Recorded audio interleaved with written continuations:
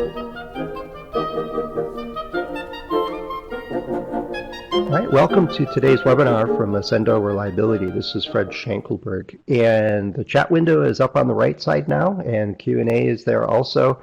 You can post questions that I hope to get to as soon as I can. I do my best to follow the chat window. Hey, Elena, welcome.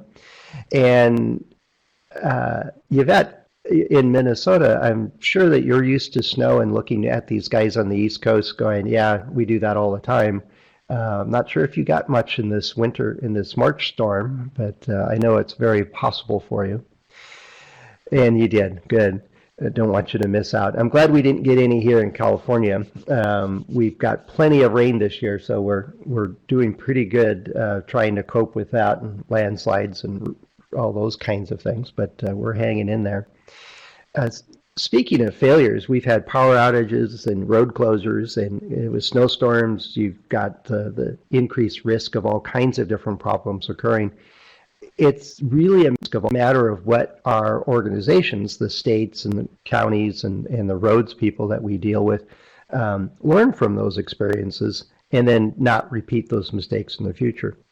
And I think what we saw earlier this week with a number of businesses and schools already planning to shut down and keep people off the streets was a part of that process, as we've learned from the past that a little bit of prevention helps reduce a lot of problems as we go forward. And so this FRACAS system, or failure reporting analysis and corrective action system, I always forget that comma between the R and the A, is one way that we as organizations continue to improve and respond to things that we have the opportunity to learn about. So let's dive into a little bit more about what is and is not a FRACAS system in our different organizations. Now, everybody knows that failures do happen, and whether it's a prototype or a piece of manufacturing equipment or the product with your customer, yeah, failures happen.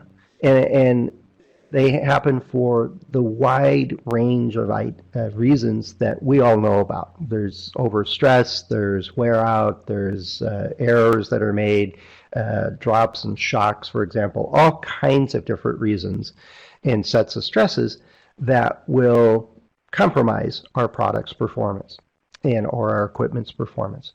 And the idea, though, is that we end up with lots of failures.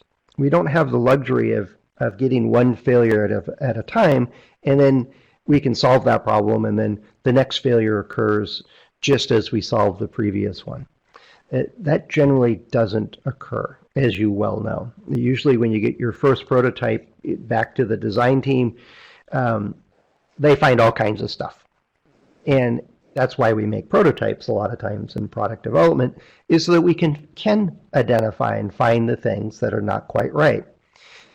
Well, the FRACAS systems, the ability to manage all of those different failures, is really what the heart of this process or system is all about, is, well, how do you deal with these things? How do you manage that? And so that's primarily what we're dealing with it. So let me ask this question, and please feel free to jump in, or please do jump into the chat window to respond, is who in your organization deals with failures? Who's responsible for handling failures when they occur? Adam, you must have had your hand right on the keyboard. Well done. Maybe you anticipated my question. Quality, reliability, quality, externals. Myron, do you mean external failures? Failures that happen in shipping or with customers? Test engineers. So Brian, yeah, working with designers, is part of it. Yeah, Myron, internal, is the production guys do it. Okay, got it. Christine, everyone. Yeah, a lot of times organizations will pull in the right people to solve a particular problem when it occurs. Supervisors, tech, yeah, it's all over the map. as to where it goes. Elena, yeah, I often see cross-functional teams dealing with this, a material review board or a failure review board. Project managers is another group. Hey, Alexander in Lagos, I'm quite sure you didn't get any snow off of this recent storm. Hopefully everything's going well there. Yeah, the slide is just right now just has who's dealing with failures. I haven't updated it yet. Let me move forward a little bit. But yeah, as everybody's typing, the different people that are dealing with failures is that it's pretty widespread. And one of the things with that is that it's pretty common, right? If it's a software bug that's identified, well, somebody in the software team is likely going to have to troubleshoot that and solve it. If it's a mechanical issue, it gets handed off to the mechanical team or design team. If it's a piece of equipment that's failing, it might involve the production engineering team to work with the technicians to identify and solve that one. To a large extent, it depends on what the failure is who's responsible then for dealing with that. So part of this process is going to be, well, how do you allocate or assign and track these failures as they occur to the point where they become resolved? And that's really what we're going to be talking about with FRACAS. So there's a couple different pieces I'm going to talk about today. And yeah. And Dale, I like your comment, and it's something I'm sure I've said in the past, is that failure is really a reliability problem. And if something doesn't perform as expected, especially when it's in a customer's hands, and I wrote an article recently about, if a field problem occurs, is it a quality issue or a reliability issue? Well, if it hits our warranty or it costs us or our customers time or money, it's a reliability problem. And because it's a manufacturing error, it still impacts the performance of the product as the customer experiences it. And so I really go back to all problems have information, have value, and all problems are reliability problems. All of these failures. Within organizations, they may well get broken down differently, depending on who's working on it. But the idea is that as reliability professionals, it's prudent to make sure that none of them fall through the cracks. None of them get assigned to a place that they don't get addressed. Because at the end of the day, it still causes problems for our end users, our customers. So yesterday I had just about every book I own opened up, and I was looking for a complete definition or flowcharts and stuff like that for what is a failure reporting, analysis, and corrective action system. And the best I could come up with is really that it's a closed-loop system, and we're going to get into breaking this definition down a little bit, but it involves this dealing with problems and dealing with it effectively. And just a little bit of management of reporting and prioritizing and managing the mini projects, or sometimes major projects, that evolve because of a failure being identified, is really what this system is about. And so what we get is the start, and I liked your comment, Dale, is the definition of failure. Now, it's funny, when we deal with reliability, we deal with the definition of reliability is that it's the function in some environment over some duration with some probability of failure. It's an interesting discussion with your team, is what do they classify as a failure, right? So let's look at this light bulb that's here. Is that light bulb functioning, or is it a failure? And what criteria would you use to define when it has failed? Yeah, defined by the customer. Now, oftentimes, we don't really know what the customer defines as a failure until it's too late. They already have the product and they're bringing it back for product returns and warranty claims, right? See a handful of others typing there, so let me grab some coffee.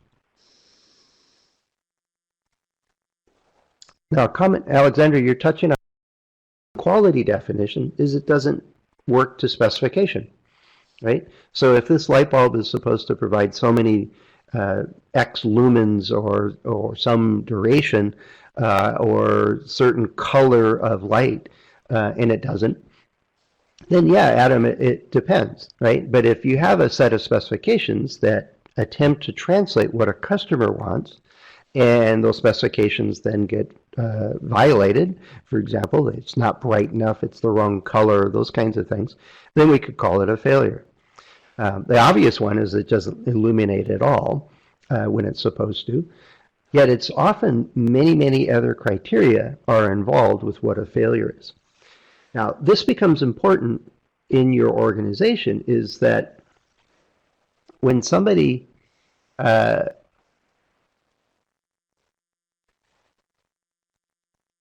spots something irregular or not quite right or out of specification, I'm going with Christine and Brian on this, is that record it. Don't miss that opportunity to understand it. And it's difficult for many organizations. So if I'm say an electrical engineer and I'm working on, say, a Wi-Fi adaptation to a light fixture, and if the filament burns out, well, that's not in my domain. That's not my design area. And I'm under the gun and a lot of pressure to get the electronics right for the Wi-Fi connection. I may overlook that and just plug in a different light bulb and keep focusing on my job.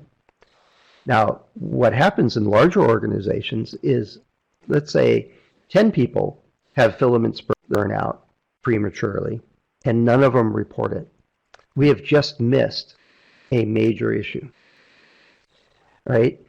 It's being aware of any anomaly or irregularity, and then later classify it, prioritize it, sort it out. But the idea is that anybody in your organization, not just the test technicians, not just the end of the line process validation steps, and as many of you said, it comes across from many different areas. But I really like the way you said it, Brian, is all issues, all opportunities to learn is critical to this. So that comes up to is which failures to report. Whoops, the slide went ahead a little too fast. And I guess it's just going to do that. And we talked about it a little bit. Now I hope it doesn't do this for the rest of the slide deck, because that would be a problem.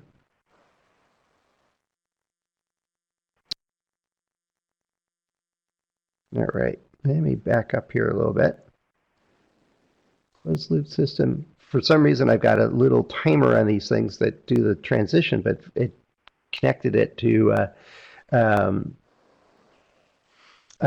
forwarding the slide. So apologize for that. I'll have to record that in my FRACAS system, fix that. Unfortunately, I don't think I can do it right here. But the idea here is that is anybody in the organization can find a failure, and part of that is in the education of what we consider something worth reporting, and then get it into a system that then captures the information around that failure. And there's a couple of things that can make that a burden, is by requiring a long, extensive report about the failure you saw. It can be as simple as just a quick note to remind you of what you saw so that you can discuss it with the team later. Or it could be a bit more elaborate in capturing information. It really depends on how complex your system is. But the reporting part is the input side going into your process. It's then that analysis where we decide, is this a problem we've seen before? Is this a problem that's similar to something else? Is this another symptom to a similar issue that we're working on? Is this urgent say, a safety-related issue? Or is this a minor or inconsequential failure that we can ignore? And that analysis includes then also the root cause analysis. Is, well, what's driving this failure? Where and why did this actually occur? And then what do we do about it? What's our corrective action? Now, the corrective action can be everything from, well, let's just replace the part, to redesign of your system, to or overhaul of your design process. It can span a wide range of potentials there. And then the check part here, this closed loop piece, is, did it actually solve the problem? Did it actually affect a change that improved your product? Did you actually make a difference and avoid that? The overall point of this whole process is to take the things that we're seeing and observing and use it to improve our system, our product, our product line. It's that closed loop part that often fails in systems, the FRACAS systems, is that we get a problem, we put a quick fix on it, and then we move on to the next problem. It takes diligence to come back to look at what's going on with that. Yeah, and Kevin, I just saw your note on using the smartphones to take photos of stuff. Is, if you've got a visual related problem, taking a picture of it captures a bunch of information. If you're in a test system and you've got a bunch of diagnostics running, capturing the logs is another example. So there's tons of ways that you can gather the information quickly and get it reported, but it's a balance. Is how much information become required such that it's a barrier to you actually, to somebody in your organization reporting it. And so part of these FRACAS systems need to be very flexible in order to facilitate the reporting part and gathering information part such that it's not a barrier to feeding into the system. All right, so I'm going to let this run and see how far it's going to go with me here. I'm going to blame it on jet lag. I'm just back from a trip on Saturday, so it's probably didn't do the final check on my system to make sure it was working. So now, hopefully this slide doesn't move. If you have, say, 500 problems get reported into your system, say within the last month, you're doing good on recognizing issues and reporting them. How do you set the threshold with your organization as to what is a meaningful issue to report? How do you determine which ones do you solve? And I know many of you have been dealing with FRACAS systems and probably this particular problem, but how does your organization determine what do you work on? Yeah, failure review board, dollars or consequence. Yeah, good, good. Criticality and frequency, that almost sounds like an FMEA or hazards analysis, Christine. Dollars, yeah. How about the impact to your customer or impact to your brand? Yeah, those would move it up a little bit. They're harder to judge, but they can be done. Now, let me ask it this way. Do you have a rubric, I should say, of how to determine and prioritize issues that you're dealing with?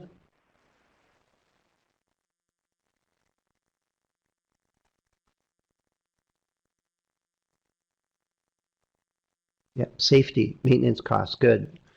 Yeah, Myron, yeah, it's something, it doesn't have to be elaborate. And I'm going to give you an example here in a minute of one that I've seen in a number of references, and you may be able to adapt it to your organization.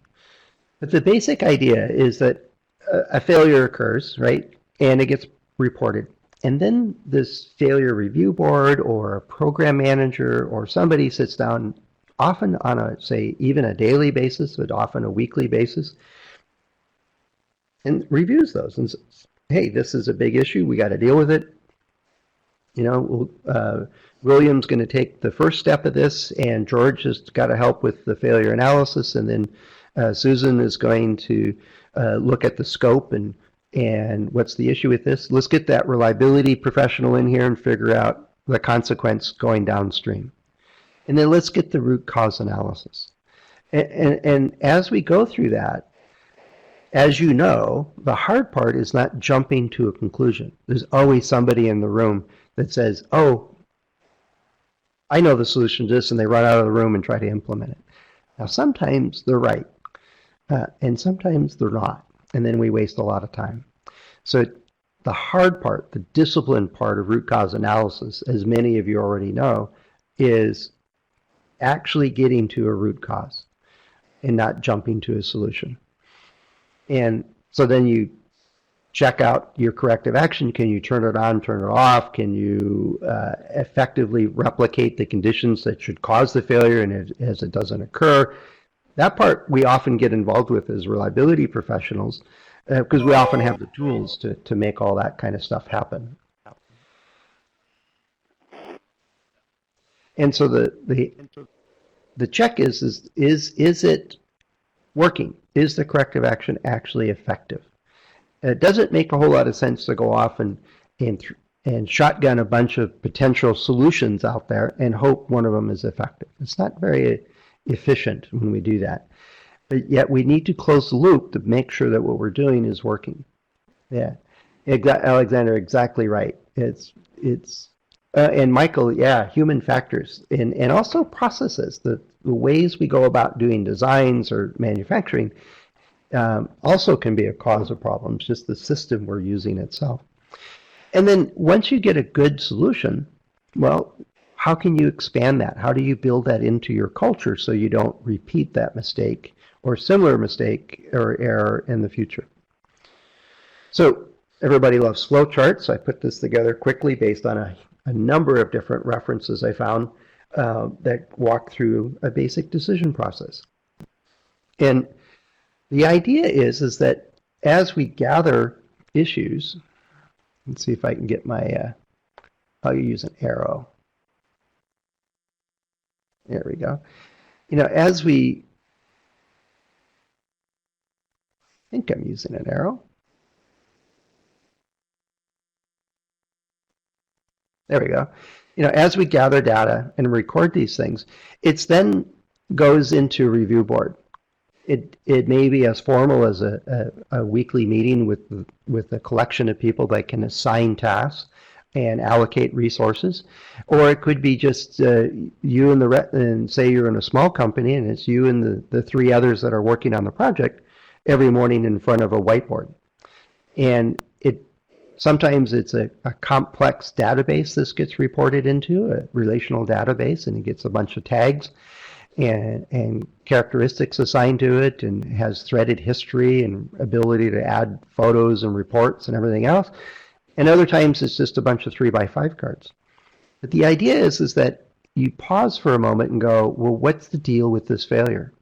And then on the next slide, we'll take a look at a way to prioritize these things. But some failures are immediate, urgent safety issues. And in that case, right here where you observe the issue is you got to deal with it at that point. For example, if something starts a fire in your lab, you don't take a photo of that, report it into the database, and hope the review board's meeting soon so they can take action to put the fire out. You grab the fire extinguisher or dial the emergency number and deal with it. And so yet it takes the discipline then to say, well, what was the situation that caused that particular failure? And let's get that into the system so that we can find out how to avoid that in the future. Right? Failure analysis talked about a little bit of dealing with root cause analysis, and I've got another short piece on that, but it's really a topic, and I think I'm going to get Kevin, who's on the line, to help with that one, because I think you're more of an expert on root cause analysis than I am by far. But it's probably a subject for a whole nother webinar. Implemented corrective action, is it effective? Right? And if it's not effective, then why? let's start the process over again. Let's cycle back and figure out can and how should we solve this? If it is good, then let's build that into our design guidelines. Let's build it into our manufacturing process instructions. Let's build that into our design and review it as necessary to see if it's still effective. Now, some problems are going to show up that are a factor of the substitute material set we're using to make a prototype. And we're going to use a different material on a future prototype. And at that point, well, let's not take action because it's a failure due to using a substandard material that we could use quickly to get the initial prototype.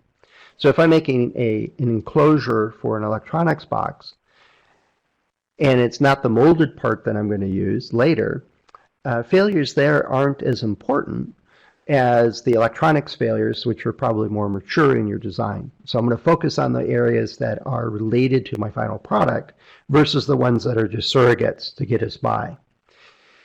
Yet I'm going to review that as necessary because the same set of stresses that cause that earliest prototype to fail are probably still going to be present later. And so we don't want to lose that information, yet we may consciously decide to ignore it. Now, the hard part for most organizations is that when a technician or an engineer sees that failure for something they know is not going to be relevant, that becomes a gray line. Do I even bother reporting it? Now, different organizations will have different policies on this, but it becomes part of the culture of how well those things are managed to make sure that they work well. So this is a very simplified process. And I've seen some that are very, very complex. But the intention is to make a system that you and your organization can implement on a regular basis on any kind of failure. So whatever process you use, just walk through it a number of different ways with all the if-thens that can occur. Everything from an urgent safety issue to insignificant issues. The real test with those things that are in the middle, the gray parts. Is this enough of an issue we need to spend time on or not? Or is it an issue that we just don't quite understand well enough and we have a hunch it's not that important? It's defining those pieces within your process will make the difference within your organization. So the extremes are obvious oftentimes. It's those middle pieces that are trickier to deal with. And so as you think through and implement or improve your processes, take a look at those areas.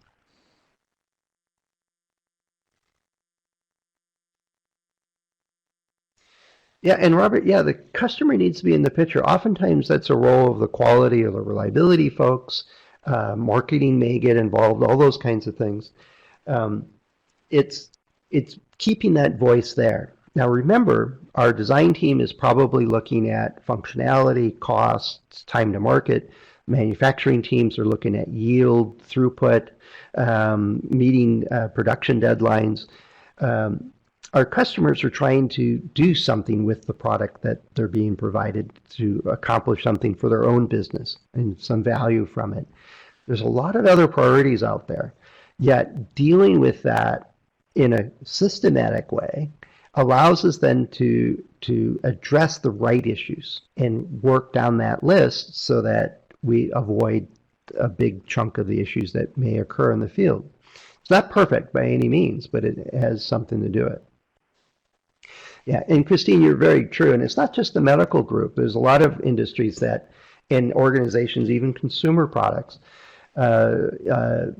game controllers I worked with at one point, we tracked everything. And the idea is that, you might be mandated by a regulation to record everything, and you can be audited on it. But let's say you're doing a high volume consumer product that goes into the holiday market. If you miss something that has, say, a 10% field failure problem, that can be a real killer to your product line. and can really break your profitability for a year. And so just due diligence oftentimes suggests that you need to do this kind of a process. And so here's one way to triage the reported problems. And this is from, I think it's an SAE standard. I think it was a military standard at one point. It's in a number of different references. Andre, if you're the Andre, I think you are, you probably know what SAE standard this is. But the basic idea is that, and I added, if it's a safety risk, you got to deal with it. So it's, you know, that example I used of if it's a fire in your lab, you need to put the fire out before you start recording and triaging everything else. Is deal with it and make it safe, and then start the process.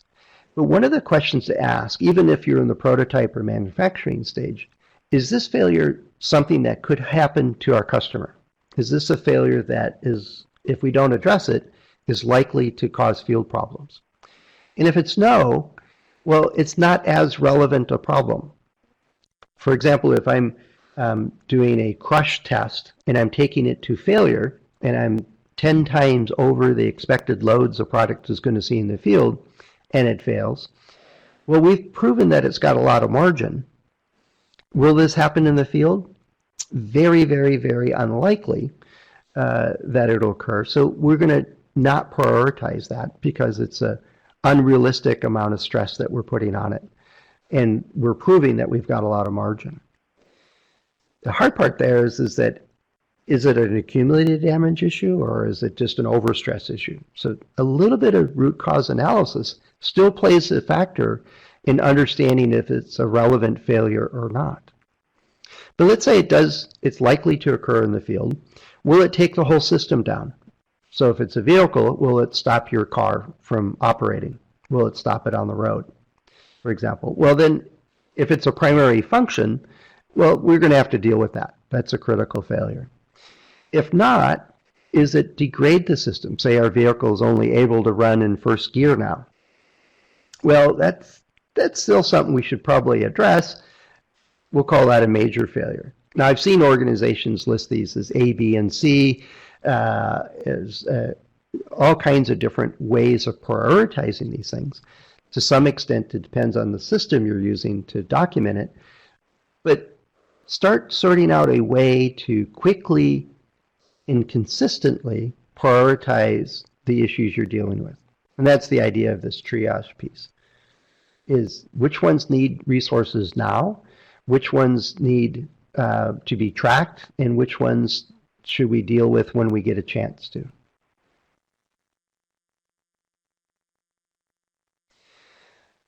Let's see, I'm going to take a look at comments here. Kevin is saying, concern about documenting and getting back later when you have to deal with it now. Yeah, there's always going to be conflicts with identifying the problems and then knowing that it's going to add to your workload. If nothing else, then to just explain what you did, how you saw the problem. It's got to be perceived as a value to the overall project or the organization, plus back to the team. If I'm not reporting problems and it comes back to me later when we have no time and changes are much more difficult, it's a real pain to deal with problems if I postpone it. Oftentimes that's not perceived if there's a high priority to get the design done, to lock down the design, to ship on time, It's got to be a balance within your organization. And so those are things to keep in mind. Yeah. The long-term, this no failure found part, I agree, is, and I see that as like 25% of field returns in organization after organization. Sometimes, and I know I think Kirk's on the line, will suggest, well, we're probably not looking hard enough at those product returns to classify them as no failure found. Running through HALT is one way to shake out what the customer saw. But the idea is that the failures we're getting back from the field by and large contain an indicator that the customer was not satisfied with the product. Now, I mean, it might be just it didn't power on or it didn't function, or it might be the wrong color. And it might be in spec, but not working. And so, again, that root cause analysis is not always a physical chemistry kind of issue. It might be a marketing issue, setting the wrong expectations. And so expand that failure analysis, that root cause analysis, out to encompass and whittle away at those no failures found or no fault found. So anyway, this is one way to do triage. It should be simple and something that you can go through quickly with your team, and it has some consistency. It's a way to judge the initial part of a product. Now, sometimes we just don't know if a failure is going to cause field problems or not. And so the action might be to step aside and go do some more research. Or the reported failure isn't clear. Let's go back and gather more information. So there are steps in here to make sure that you can make the right decision. And it does take a little bit of discipline to do it. Okay. So many of you have, I'm certain, have heard of the 8D, 8 disciplines problem solving process. And there's a number of different ones that go into this thing.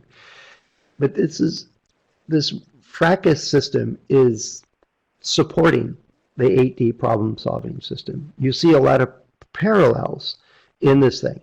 Is do the root cause analysis, get the corrective action, make sure they work, prevent reoccurrence. The part I love about the 8D process is that you get to celebrate at the end of it. I was in one organization that they implemented a 7D process. They crossed out the celebrate part. They said that's just part of your job, which I thought was a bit short-sighted. But the idea is that as you go through your organization, whatever process you have, whatever you call it, let's just make it consistent. The hard part is that it has to be able to deal with a wide range of different parts of what you're dealing with. And the consistency part is really the message here.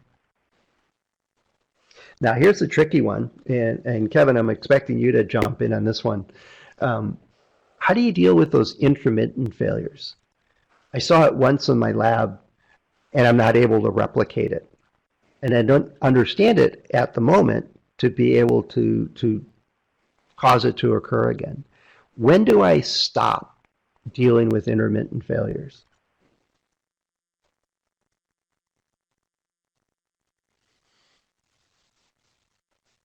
And every team I've dealt with is this nature of failure is the hardest.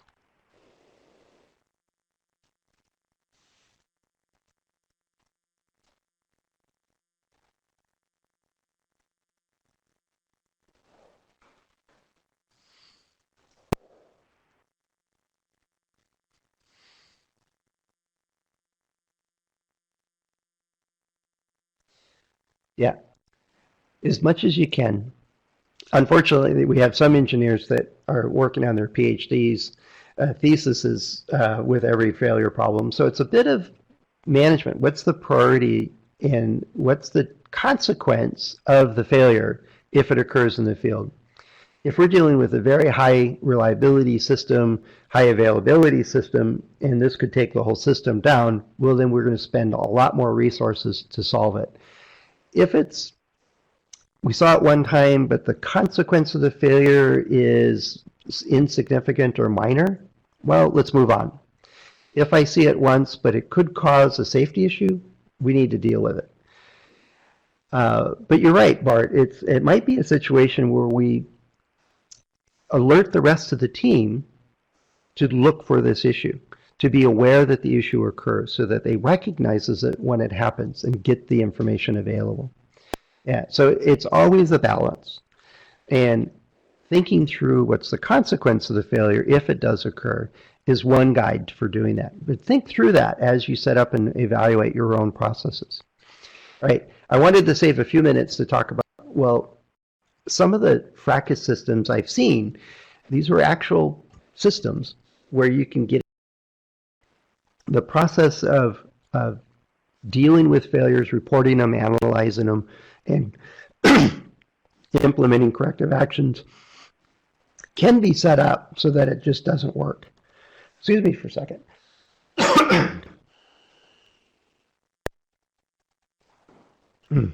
More coffee. Right. I know many of you have seen problems that are in FRACAS systems that would probably add nicely to this list. I was working with a team in Singapore, and I asked them about their FRACAS system and how do they track defects in their prototyping system. And the design engineers all said, oh, we have a formal system. It's run by the quality department. And I said, so how's that working? And they said, well, to be honest, we really don't like reporting anything to those folks because they're a regular pain. They're bugging us to be in meetings every day. They want hourly updates, and it could be even a minor issue, but they're just persistent to force the process through and not allow us to get our job done. So we report maybe one thing a week to them so that they feel like they're doing something, or when it's really a huge cross-functional problem, then they can make progress on that. But for the rest of the issues, we have our own little system here in the electrical engineering team, and we meet every couple of days and talk about what we're going to do. But we keep that out of sight from the quality team because they're just a pain to deal with. And so even with the best intentions to push the process forward, it can, be a huge amount of overhead and burdensome.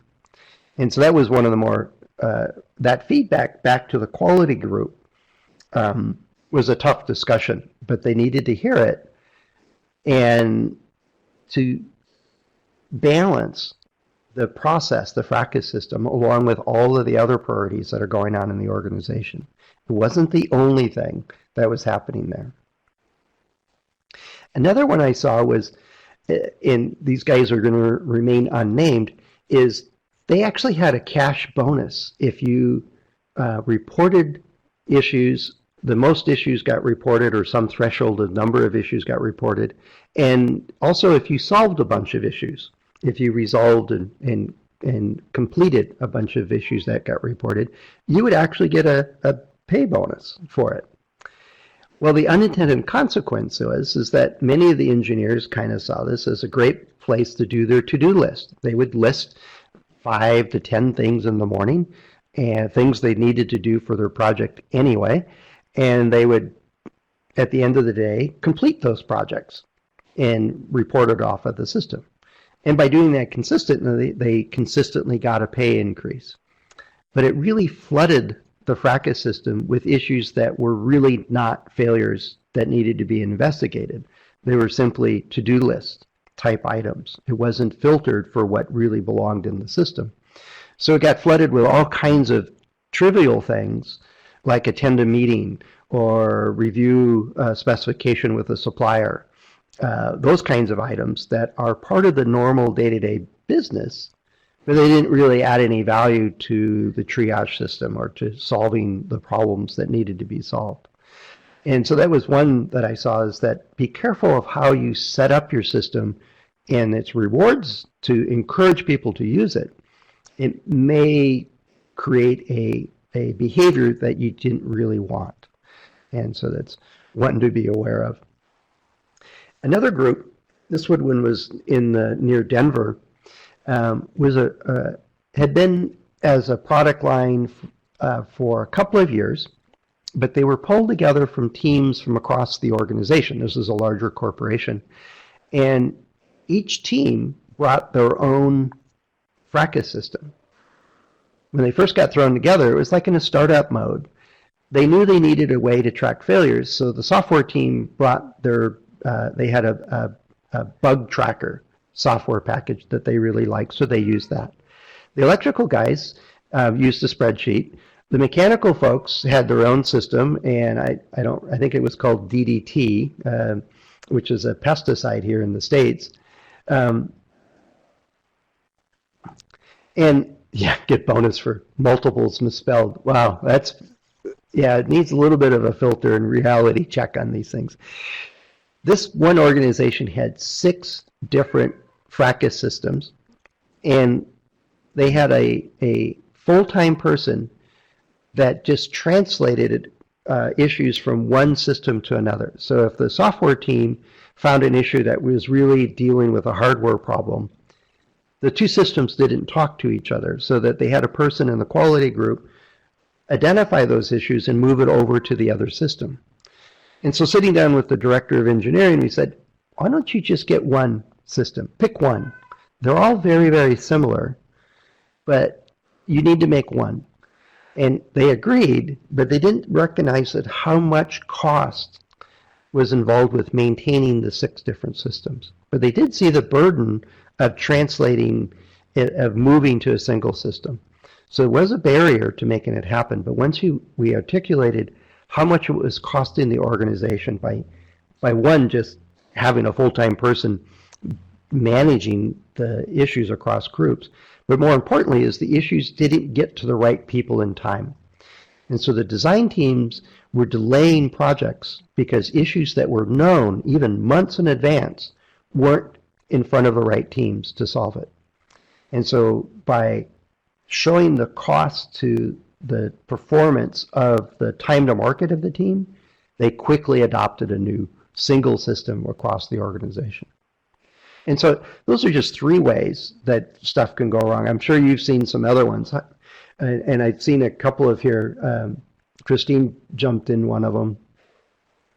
Yeah, the systems need to be easy, and that's easier said than done, obviously. There are a number of different software packages out there, but the idea is that it should work manually and be a consistent system, and then automate it. Don't buy the high-zoots, top-of-the-line, most complex defect tracking system you can afford, and then hope your system will work into it. It's really about the culture within your organization that makes these things work.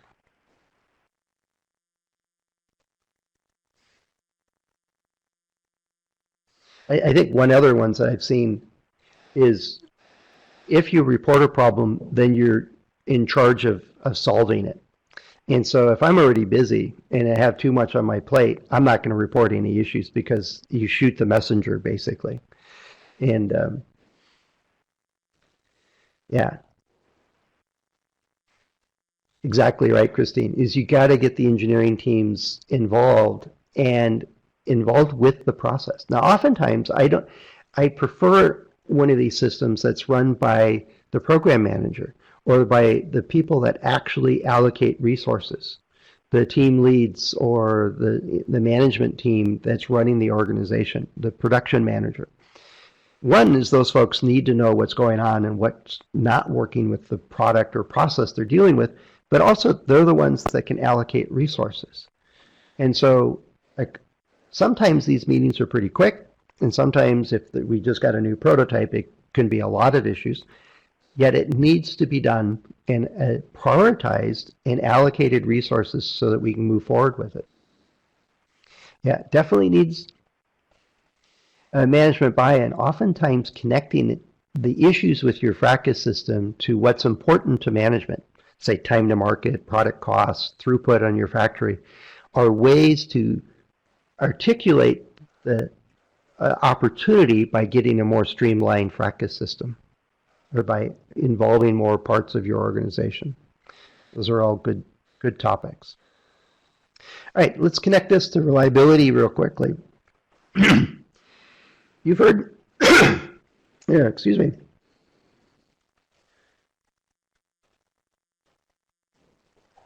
All right, guess it's payback from being on vacation for a couple of weeks. Is I wasn't talking to a lot of people all the time, so it's certainly not into microphones. You've heard me say this before. Failures are gold. They should be celebrated. Intermittent failures are that glimmer that something really rich could be behind that we could solve. It's our opportunity to deal with stuff. If you're dealing with prototypes and you have a failure, it may signify an issue that's going to eventually cause a product recall. You just don't know yet, so report it. Get it investigated, find out what the real issue is, and solve it appropriately. If your team is so busy that they ignore failures and are constantly patching in doing workarounds to get their primary job done, well, we're certainly setting ourselves up to deal with a lot of failures later.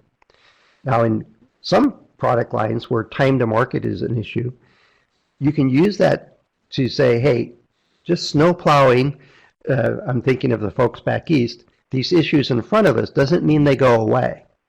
We still need to deal with them. And doing it later in the program is going to be more expensive and take more time. So dealing with these things early helps us to meet our deadlines for cost or for time to market, for example.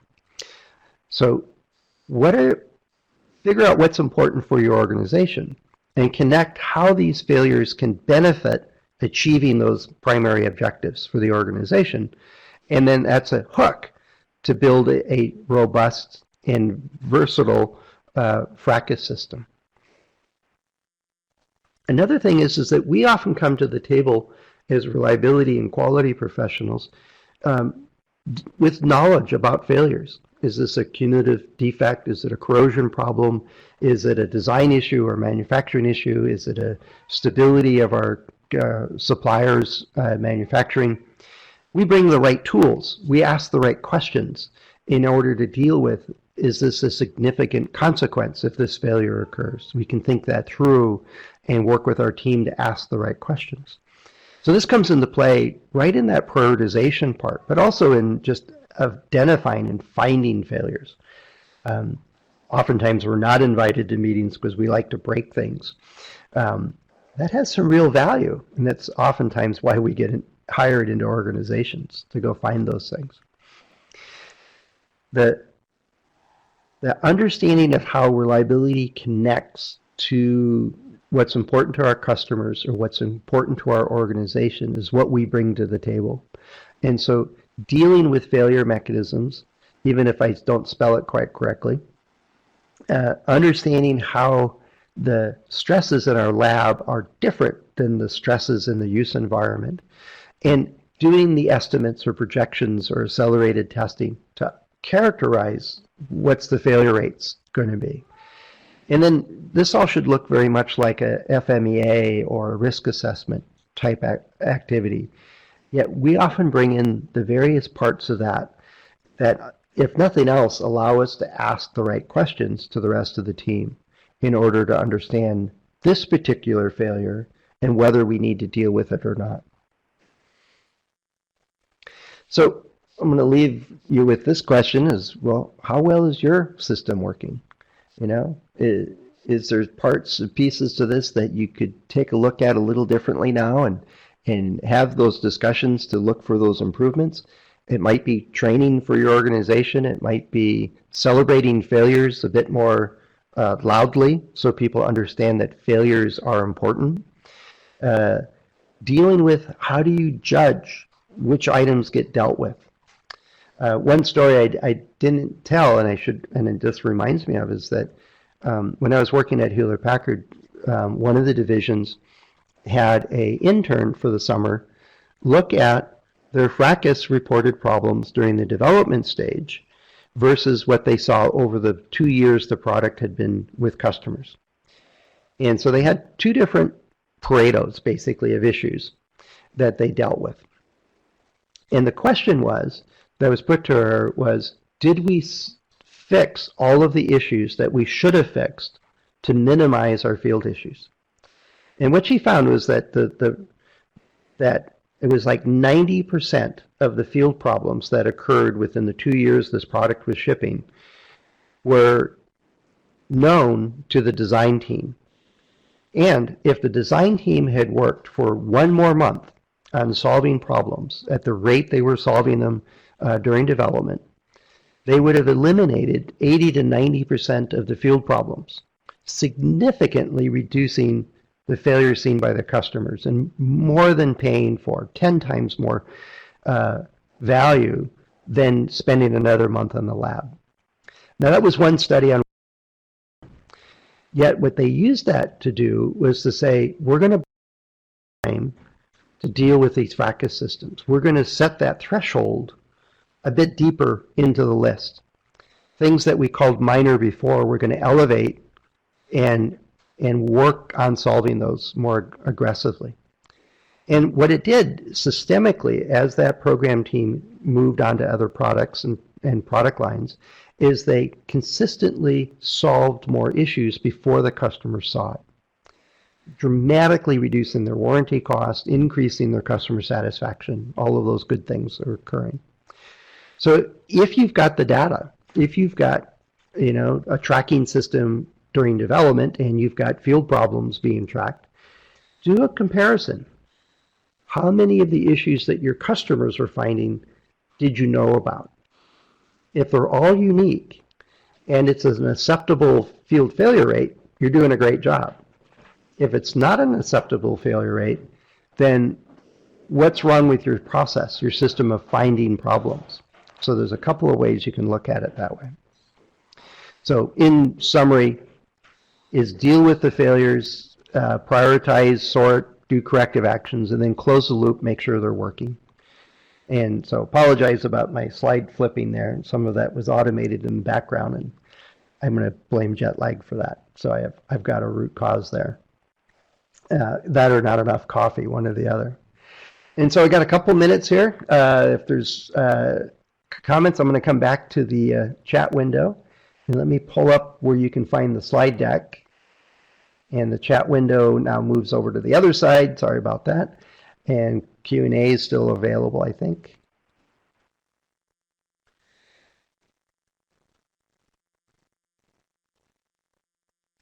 So Dave's talking about this, a system requires a certain level of reliability. Well, tracking these field issues is also a great way to feed back into your system models. Are you accounting for all of the different failure mechanisms appropriately? It's not perfect because it's still in the development phase and you're still doing, say, lab testing or artificially testing it. But as you start moving into beta programs, for example, and getting real customers to deal with it, it becomes a pretty informative way to update your system.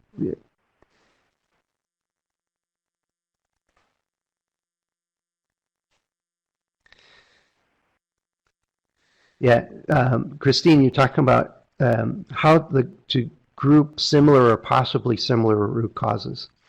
Sometimes it's obvious. It's just a different spelling of the same symptom, or it's the same error code on a diagnostic. But you're right. Sometimes it's rather difficult until after you do the root cause analysis. And so it might be two symptoms from the same underlying problem. And so getting through the RCA first and then reclassifying it is part of that review process. That certainly can be done, but it takes some diligence and some skill to do that.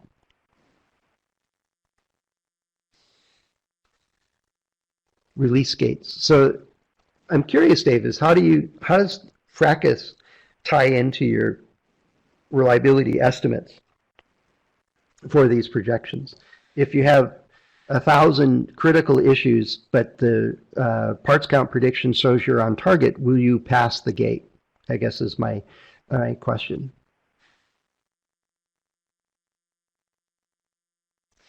An automated process to trigger the process Ansket. I don't know. I've not seen one that does a good job with that. I think as artificial intelligence gets smarter and free text inputs can be interpreted correctly, that may come around. I think creating a simple decision matrix and having 3 or 4 people evaluate it, ask some questions, and then make that decision is, at this moment, I think the most efficient way to go about doing it. I wouldn't automate something unless it's working really, really well and is very repeatable. As far as I know, we don't have a FRACAS system that can automate this for you. Now, having said that, if somebody reports that this failure causes an unintended fire and your system triggers on the word fire and elevates it to a safety issue, yeah, I think you can automate it in that regard. It's an issue of, well, how important is this problem, which is still a judgment call. And I don't know that our computing systems are all that good yet at dealing with that ambiguity. with a not well-defined system yet. So it may be possible, but I'm not aware of one.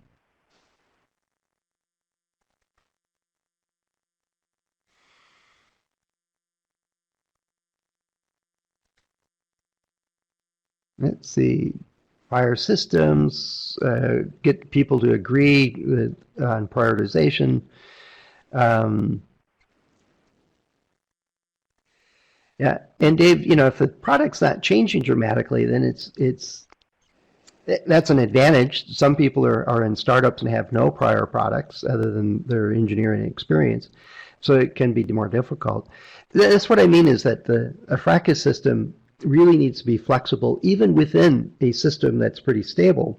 Is the types of issues you deal with are going to be all over the map, and so looks like I'm getting a couple of thoughts, and we're right up just a little over time, so I'm gonna go ahead and end the recording and say thanks to everybody for attending today. I really do appreciate that. And if you've got any questions or thoughts,